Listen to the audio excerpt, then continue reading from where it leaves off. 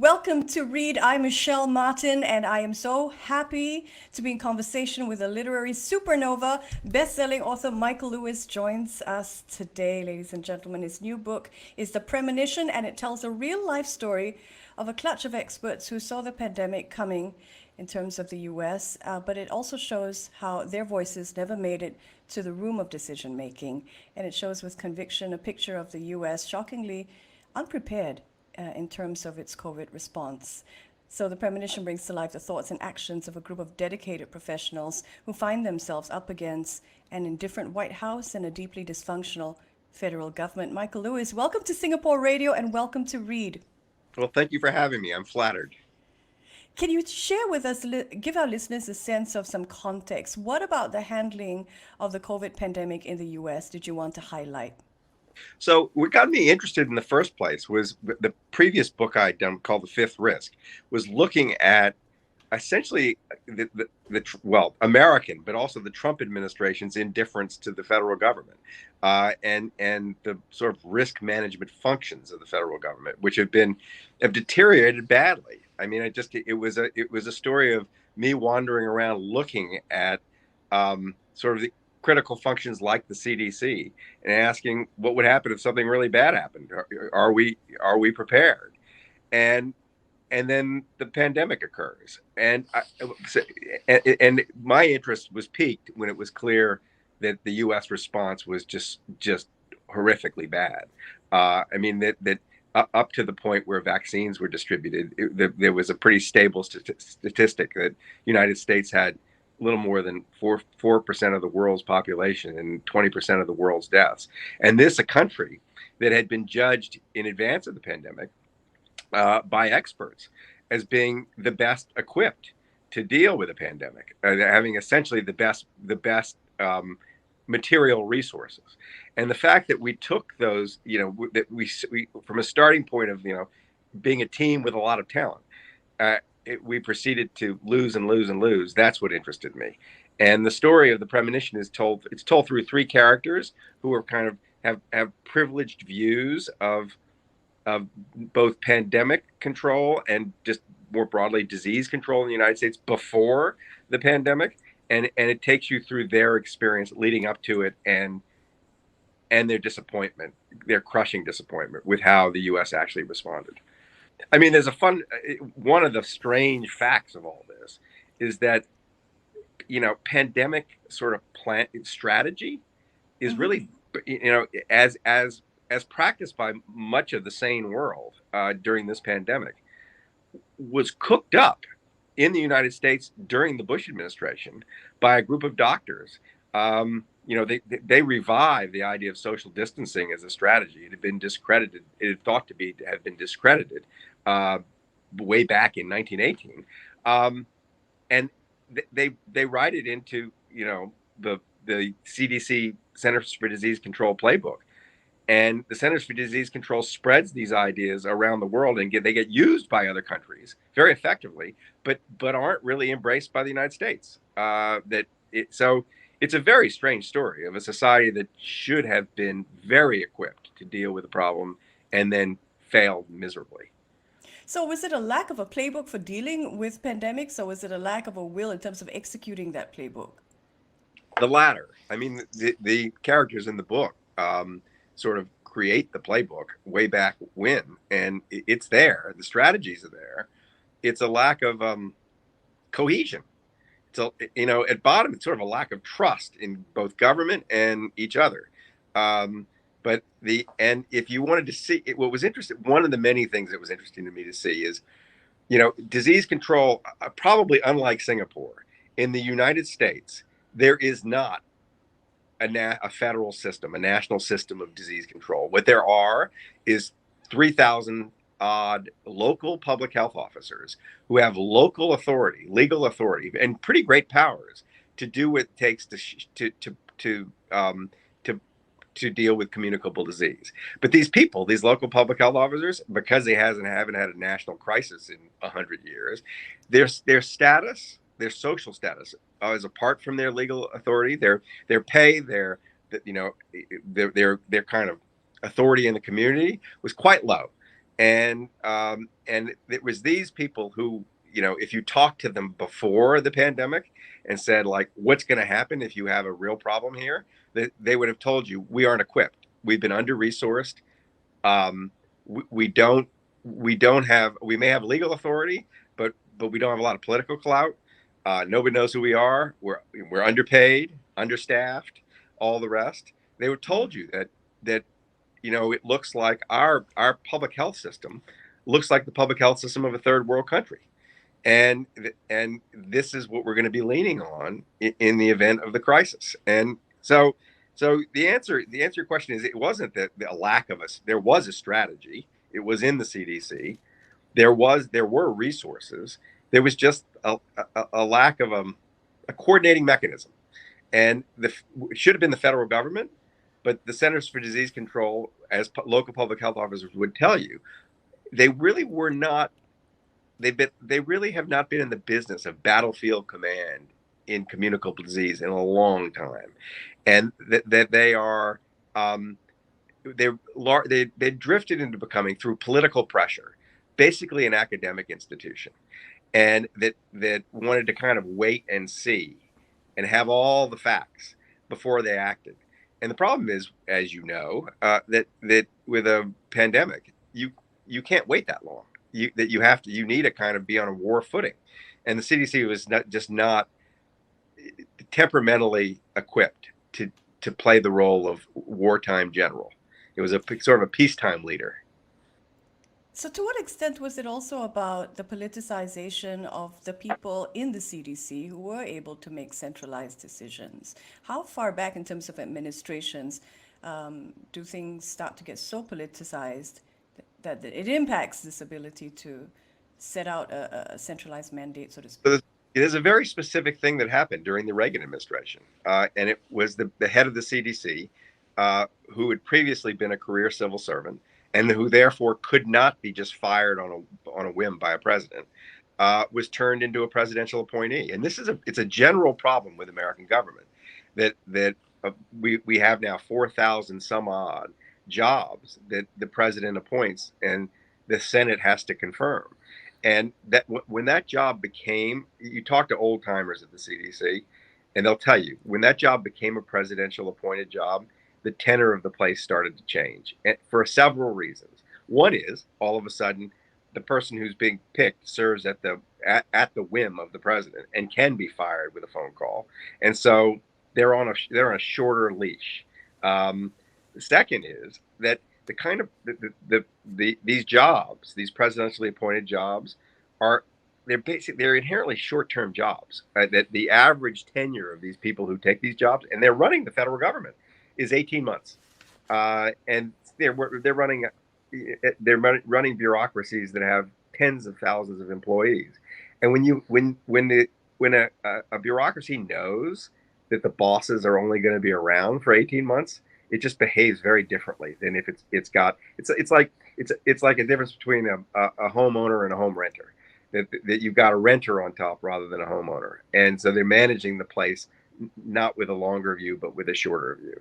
And the third thing is that the person who gets the job is someone who's just happens to be politically pleasing to the White House, rather than someone who's picked because of their merits for the job. All of this contributed to the CDC's ineptitude, and has contributed, still continues to contribute to the CDC's ineptitude. The big shift, though, that was caused by this is a kind of fear, a reflexive sort of political fear inside the CDC, that the last thing you wanted to do was anger the White House, even if it was a noble cause. And you saw that the response of the CDC very early on was essentially not to look for the virus. They insisted that only a CDC's test be used in the United States, and then it turned out the CDC's test didn't work. They were very slow to test people coming back from China. It was sort of like, if we don't see it, it's not there. And it was, which is, that's a catastrophic problem. And that's how they responded. And I think there's a realization now in the country that the institution failed. What there is a solution. Like, okay, we have this institution that's inherently politicized. It's become a kind of a fearful academic enterprise. What do you do to fix it? And there aren't a lot of proposals right now. You know, you don't hear people saying, "Oh, we're going to change the structure of the thing," which really is what needs to happen. So we find ourselves in this curious position, and I think it's a sign of a society that's got itself in some trouble. Is we clearly failed. It was clearly, cost the lives of lots of Americans. There are hundreds of thousands of Americans who would be alive today if we had just an average response who are not alive, and yet we're not asking the hard questions about what we need to do to change. And we're probably in actually a worse position to deal with another pandemic now than we were 2 years ago. Wow. For a Why do you variety. say that? Well, first reason is that there's no general agreement in this country about what should have been done. Florida has one policy and California has another policy, and you and I can look at a map of deaths in America, and we could see some pretty seemingly obvious patterns. Like, for example, the death rate in Miami, Florida is triple the death rate in San Francisco, California. The death rates in Republican red counties in California are double and triple the death rates in the blue liberal counties. Now, I don't know exactly why that is. I would guess it has something to do with, in the blue counties, people tended to comply with their public health officers, and in the red counties, they didn't. But whatever the reason, you would think we as a society would be asking, like, why, and even noticing this. But that's not what's happening. What's happening is, even in places that have quite high death rates, that clearly failed even worse than the rest of the country, there's no stock taking. There's no, oh, we screwed up. There's none of that. There's a fraction, a meaningful fraction of the society, a third, maybe more, who thinks, for example, any kind of social distancing, any kind of school closures, that kind of thing, was a mistake and shouldn't have been permitted. So a virus, a new pathogen that rolls into an environment where some large percentage of the population is dug in its heels and said, we're not going to do anything. We're not going to listen to the government at all this time around. It's been politicized. The response has been politicized. So that it's a harder environment in which to sell interventions that would save lives. From your perspective and the perspective of the experts that you've spoken to, is there anything that the U.S. can learn in terms of what other countries have gotten right? How in about this you? pandemic? We can learn from you. We can learn from. I mean, people might say, well, Singapore it's a poor analogy to the United States. The government's different. It's a smaller society, so on and so forth. All right. How about Australia? Why don't we go learn from Australia? These are questions. It's funny. Just to back up a minute, the people the doctors in the Bush White House who developed the pandemic strategy, they started by going back to 1918 and asking, in the 1918 pandemic, what worked and what didn't. Like, why did some cities in America, for example, have much lower death rates than other cities? And very oddly, until they did it, nobody had really asked the question. And I think, that astonished me, finding that out, because you would have thought that, like, back in 1918, they would have asked the question. But there's something about disease, communicable disease, pandemics, that at the end of them, the last thing people want to do is talk about them. There's kind of plague amnesia, and people are just. I mean, there've been some studies that have sort of started to kind of get at why some societies succeeded and others didn't, but they haven't penetrated the public consciousness here. The questions are not really even being asked, and they're natural studies to do. I mean, where I was, one interesting place, Sweden, Norway, and Denmark. Sweden took the view right out of the gate they were going to go for herd immunity. I don't know if you remember that, but Yes. Very similar societies. Denmark and Norway have together about the same population as Sweden and half the deaths. Now, that suggests to me that the Swedish approach was maybe not the right approach, and maybe the Swedes have figured that out. But a similar sort of thing has happened within the United States, where there's stark differences in outcomes, and people aren't even noticing the stark differences in outcomes, much less asking why. So I think I mean there are lots of lessons to be learned. Nobody's in the mood to learn them. It's just nobody's in the mood to learn them. So it puts us in a complicated situation there. Did you know there was going to be this pandemic fatigue, so to speak, and then why choose to write this story during That's the a pandemic? so it's a great question because um, I when I realized that there was a book I wanted to write, I knew it wasn't exactly a book about the pandemic. It wasn't. It was going to end in May of 2000 or June of 2020. I didn't want to do I didn't want to write a tedious blow by blow of an event that even I wanted to forget. I was really interested in these inspiring characters that tried to prepare us for it, and whose experience sort of dramatized and illuminated what was broken in our system. In the same way, The Big Short picked some characters who had prescience about the financial crisis and whose peculiar experience dramatized and illuminated the weaknesses in the financial system. So I thought I didn't know if there would be a market for this story, but I did think there was an opportunity to sort of create a discussion about what the problems were through the story. And it was enough of a story that I knew it could stand alone, that like a movie will be made, like with The Big Short. There will be a movie.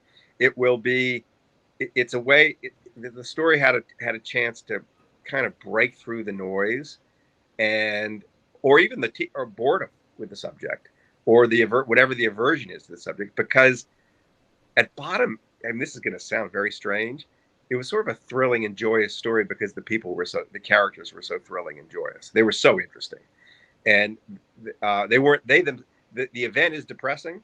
They weren't depressing.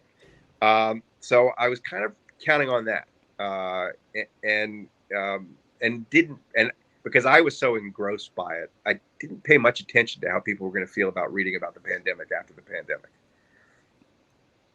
So is that why you say this book was exhilarating to write?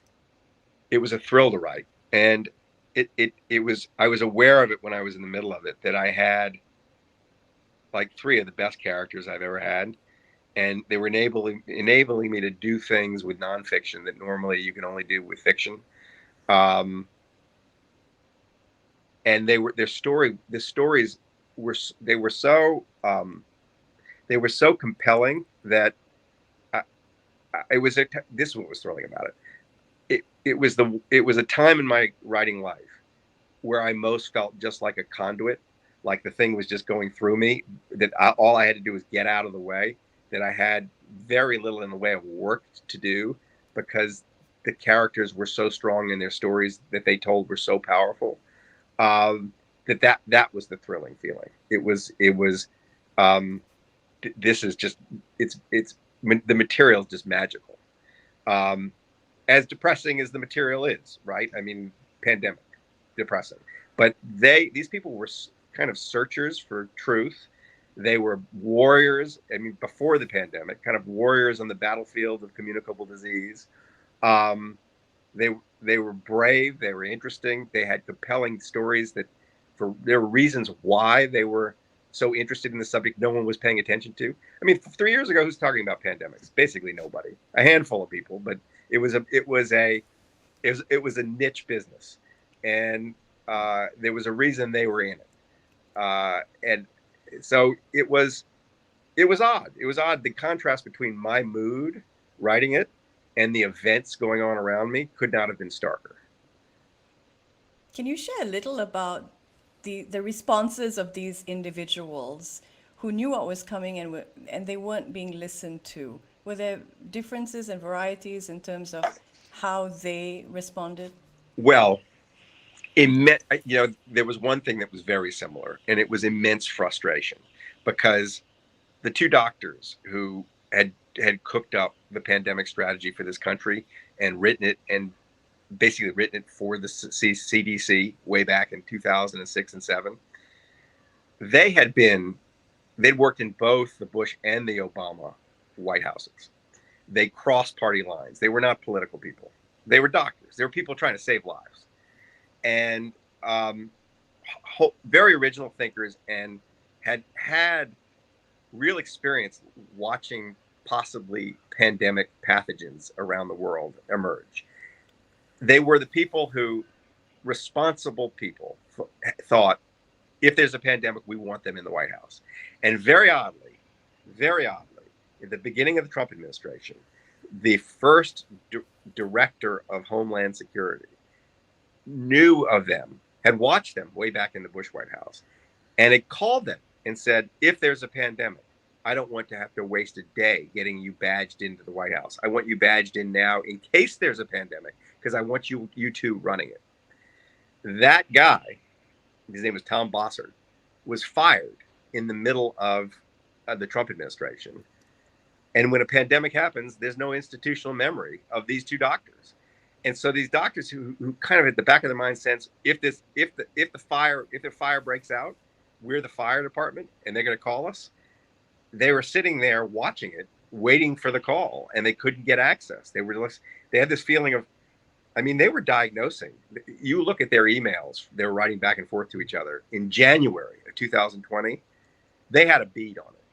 As sketchy as the information was coming out of China, they were doing really interesting, what they call redneck epidemiology on Chinese hospitals, gleaning information from Chinese websites. And they got a really clear sense very early on of what the threat was and what needed to be done. So they're climbing the walls. They're calling everybody they know, but nobody's responding. So they end up shouting in the wind. Charity Dean, the local health officer who's at the center of the book, was the number 2 person in the California State Health Department. But on the org chart of the state of California, she's like 6 levels down from the governor. And her boss told her, starting in January, she was not to use the word pandemic because it was scaring people. And she had a bead on it in January of 2020. And she spent 2 months shouting and pulling her hair out and not being listened to. And so that they had, in that sense, they had similar experiences. Once the country sort of acknowledges what's going on, to the extent it did acknowledge it, their experiences diverged because they were in just different positions. But all of them were able to see once it started and once we didn't contain it, just the price we were going to pay for having allowed our public sector, our public health infrastructure to decay to the point it had. I mean, one of the characters just going in with offering free, basically free testing to local public health officers who couldn't get a test. And the public health departments didn't have the resources even to accept the help. The last technology they had was the fax machine. It was just I think it would shock the government of Singapore to visit a U.S. local public health department. They'd think, what country is this?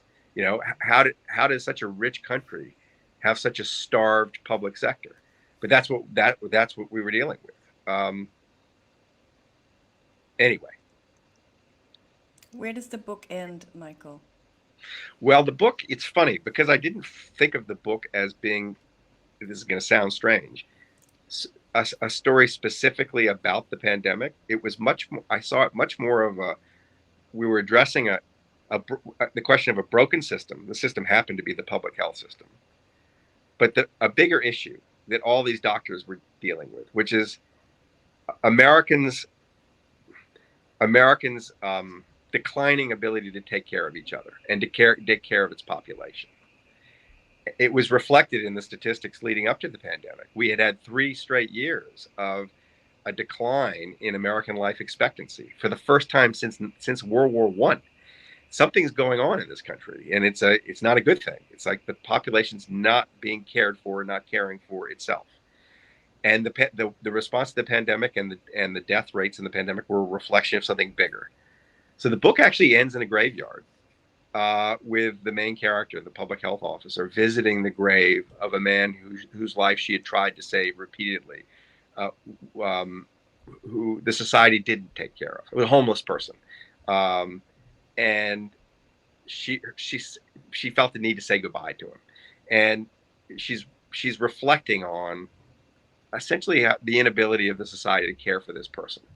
So the book ends there for that reason. It's there's something deeper going on here, not just pandemic response in the United States.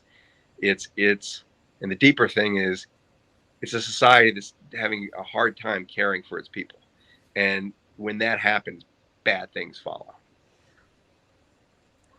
And on that theme, when I think of a society that cannot take or is having difficulty taking care of its people, the issue of gun control comes to mind. Would you There ever you take go. on that topic? Would you ever take on that topic in a book? You know, you just pointed out how hard it is to get people interested in a pandemic. It's for me. This is going to sound strange, but it's true. Characters lead me to topics. That it was these people led me to this topic. I found these characters. They were unbelievably compelling, and it just so happened that they were in the middle of the great event, one of the great events of our times. It's entirely possible that some character in the middle of the gun controversy, the gun debates here, um, would lead me to the subject. Um, it's to me. I mean, you're talking to someone though. In some ways, I'm very ill suited to take on such a subject because I'm so clear in my own mind of what's right and wrong that I mean it just seems like one side is insane. Why on earth do we have assault weapons in the hands of 18-year-olds without background checks? I mean this is just nuts. Um, and if it was up to me, I get rid of all the guns. The army could have guns. Australia's done it. I mean, I just Canada's don't done it. understand it. Handguns, any of it. It should be illegal to own a firearm. Maybe a shotgun for hunting kind of thing but with careful background checks. I mean, my God, just yesterday in my little town of Berkeley, California, where we've lived for 22 years, the public high school where my middle child went, it seems to have narrowly evaded a massive school shooting. The police caught a 16-year-old with assault weapons, and he was ready to go in and start shooting up the place. There's a madness here, and you're right. This is connected to what I was writing about, in that we tolerate the madness because we become a little numb to the value of our citizens' lives. That's what's going on. The value placed on the guns is greater than the value placed on the lives, and that's perverse. And it's especially perverse in a land that's got at least one political party that holds itself out as, celebrators of life, protectors of life. That's clearly what it's not, though. It's that there is a kind of death culture in my country that needs to be confronted, and we're confronting right now with these shootings. And God knows what happens. It feels in the aftermath of one of these shootings, it feels like something's going to happen, and then nothing happens. So it's a little hard to know which way this bounces. Whether I write a book about it, is another question. Just because it's an important subject doesn't mean it has to be a book by me. How do you choose? Again, it's character driven, is it? I mean, when you think about markets and the Big Short and the failings of the markets that you raised in that book, I mean, are you still It's a interested in combination. financial markets and? In fact, the next book I write is probably going to be about financial markets, and it's how I choose is some very serendipitous collision, usually between me and a character or characters I meet in a situation that seems that I want to know more about. So you asked me about like writing about guns in America. Mm-hmm. I don't know how much more I want to know about it. I mean, it seems pretty. It's not a rich and interesting subject. I know lots of people who have these assault weapons. I know what's going on in their minds. It's a kind of illness in my mind, but that's kind of where it ends in my mind. But when you say, okay, the whole of Wall Street just committed suicide in 2008, and all these firms are collapsing, I don't understand why that happened. Or you say, oh, America has 4% of the population and 20% of the deaths from COVID. Well, I don't understand why that happened. I need to explore that to explain it to myself. So what when you say ask me how I choose is a curiosity. Like I just want to know more about it. It is something I feel I need to come to terms with and understand for myself that I don't understand.